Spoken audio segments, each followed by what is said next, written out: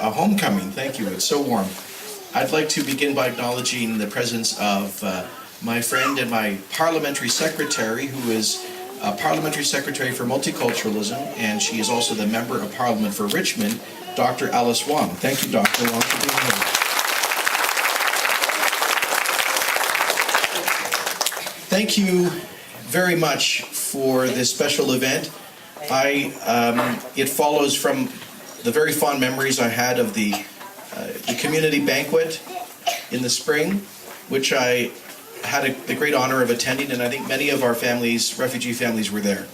And this is a community, the Vietnamese community is a real example of both the opportunity that Canada presents to newcomers, as well as an example to all other immigrant communities about how to give back. And what we just saw with one of our new Canadians giving back already, a father and mother with 6 children, already working hard and paying taxes,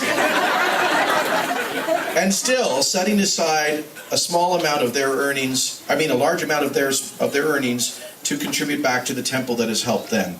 That is a beautiful example of how Canada works.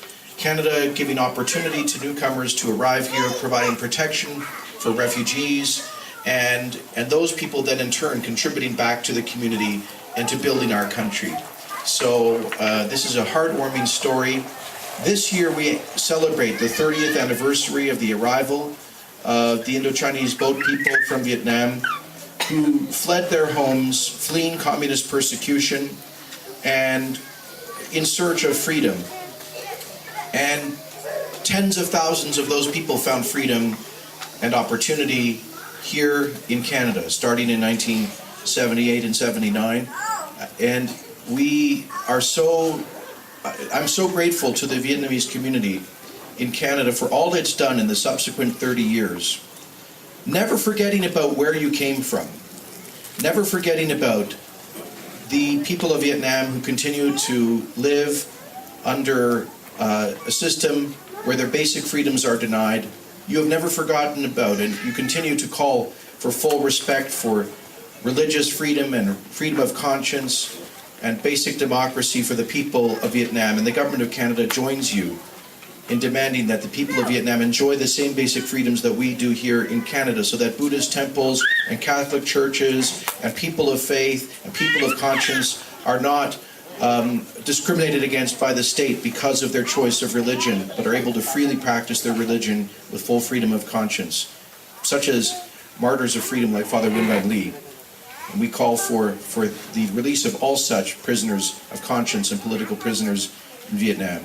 But Canada opened its doors 30 years ago to many of you and subsequent generations of Vietnamese immigrants. And you never forgot about those who were stranded behind, including the families in Philippines.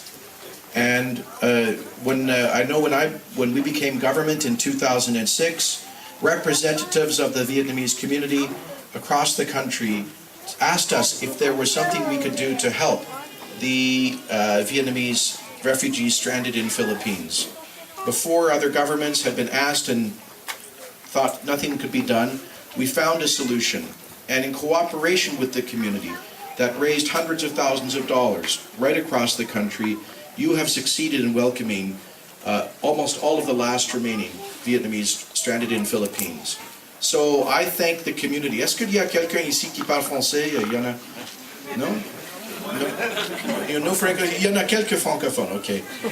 En tant que ministre canadien, je dois parler quelques mots en français pour vous remercier de votre charité, de votre leadership, pour avoir nous encouragé en tant que gouvernement d'accepter ces réfugiés qui étaient aux Philippines. So I want to thank the community, and I think the people who have come here to Canada from Philippines.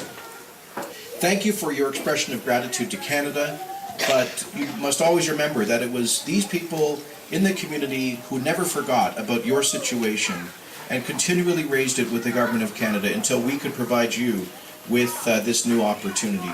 I'm so encouraged to hear the story you're already studying. This is a classic example and you're already learning about Canadian taxes. This is one of the drawbacks of living in Canada. Just be grateful that you didn't get settled in Edmonton or somewhere that's really cold, because that would be another Canadian challenge. But and you're studying political science. So who knows, you might be running for Parliament after you become a citizen. That would be a great thing. Because anything is possible. You know, our Governor General, the representative or head of state, came to Canada as a refugee. I have parliamentary colleagues who came to Canada as refugees with nothing except a desire to work hard and a belief in Canada. And they succeed. This is a country of limitless opportunity. And that is why we are so touched that we've had the opportunity for you to come and join us in building Canada's future. So thank you to the Temple, thank you to the broader community, thank you to all of those who have joined us in Canada, and we know that your children are going to grow up to be great Canadians, and they are going to make an amazing contribution, and they in turn will help to create new opportunities for others who seek freedom and prosperity here in Canada. Thank you very much.